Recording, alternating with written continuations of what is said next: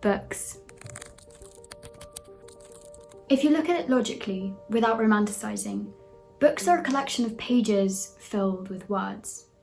The dictionary definition, if you want to be precise, is a written or printed work consisting of pages glued or sewed together on one side and bound in covers. But if you looked at it through a bookworm's eyes, you might instead say a book is an alternate reality with endless possibilities where you can escape for a few moments and live another life. We are told from such a young age by our parents and our teachers that reading is so important. But why? Apart from the fact that it is enjoyable, why should we read? Why should you read? I think almost all of you have heard of the basic benefits of reading. Improved vocabulary, memory enhancement, better sleep, larger imagination, improved concentration, the list goes on. But I'm not here to repeat those things to you. Reading can help and change your life in so many other ways. Unfortunately, we live in a money-driven society. Success, most of the times, means making money. But what if I told you that reading correlates to income? That the number of books you read can affect your income in later life? A study taking 5,280 people from all over Europe indicated that those who read at least 10 non-compulsory school books ended up with 21% higher income. Successful people such as Bill Gates, Mark Zuckerberg, and Oprah, to name a few, all said that they regularly read. This just goes to show that books can make a difference. However, income is probably the smallest and least important benefit of reading.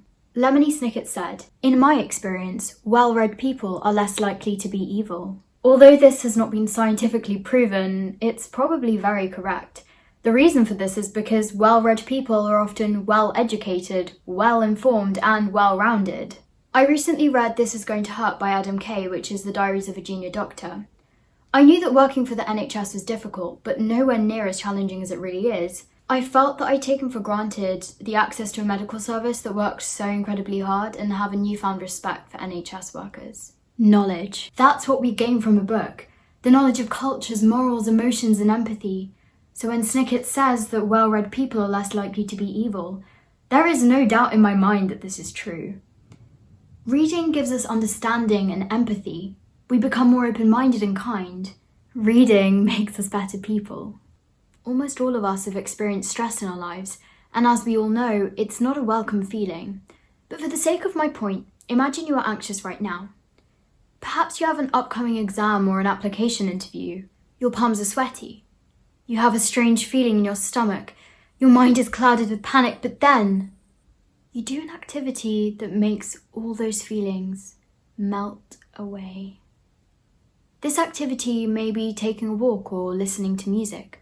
Or, if you're like me, reading. Reading fiction allows you to temporarily escape your own world and live the different experiences of someone else.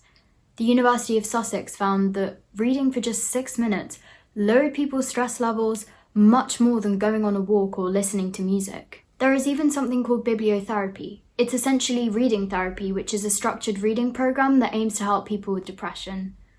As I said, when I feel overwhelmed or restless, one of the things I do is read. This action of reaching for a book as a form of comfort and calm became a habit, and now even the feel and smell of books is soothing. Now, there is something I found which really shocked me. What if reading regularly can lengthen your life? Yale University followed many adults over the age of 50 for 12 years. They discovered that people who reported reading for at least 30 minutes a day live nearly 2 years longer. When you think about it, this doesn't sound that surprising. With reading decreasing stress levels and improving sleep, it seems quite conceivable. No matter what age you are, it doesn't matter. Reading has to happen now. You have to build a habit, and then slowly you'll enjoy books. You'll love books. You'll sometimes even need books. The most unfortunate thing is when asking people why they don't read, the most common answer I get is, I don't have time. I don't have time. Time. Time is a very easy scapegoat, but time is not the problem. Carving out even just 20 minutes a day for reading isn't actually difficult. What do you do when you eat breakfast or before you go to sleep? Do you watch TV, go on your phone, or listen to music? There's nothing wrong with that. Using your downtime for something that you find relaxing and enjoyable is perfectly reasonable, but you could be using that time to read instead. The only reason why you're not reading is yourself. It really is a strange and wonderful thing that the flow of one's mind can change and shape us. As we grow throughout our lives, we are guided and influenced by many different elements. As children, it is predominantly our parents, but as we get older, there are many more things that affect our development. Especially in the last few years, books have played a huge role in my growth and change as a person. Different books have taught me different things. Alice's Adventures in Wonderland taught me to appreciate the present. Wonder taught me to be myself. A series of fortunate events taught me to find the positives, even in a horrible situation. Sometimes you read a book and it feels as though it was written for you. Every word pierces you in just the right places and the story hugs your heart. It lets you reflect on yourself and it fills you with this intense understanding, and you know that everything is going to be okay.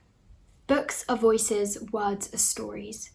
Stories that make us laugh, stories that make us better people, stories that couldn't be shared, stories that needed to be shared, stories that move us, stories that scare us, stories that change us. These stories will be here for years, long after we are gone. I like to think that they are the bones of humanity, something that will live forever. They hold our past, our memories, ourselves. Books are time capsules. We can find out about the lives of people who lived centuries before us. The oldest book in the world is believed to be the Etruscan Gold Book, which is 2,673 years old. It's made entirely out of 24 karat gold and consists of 6 pages sewn together, which have illustrations of a horse rider, a mermaid, a harp, and soldiers. Is this not truly amazing? That we can read about ancient civilizations and traditions from thousands of years before us. Books are history. Our history. Books can be our friends, our escape, or even just our way to pass the time. Simply speaking, they are stories. They are letters, words, sentences, chapters which grow and evolve into the narratives and lives of countless people.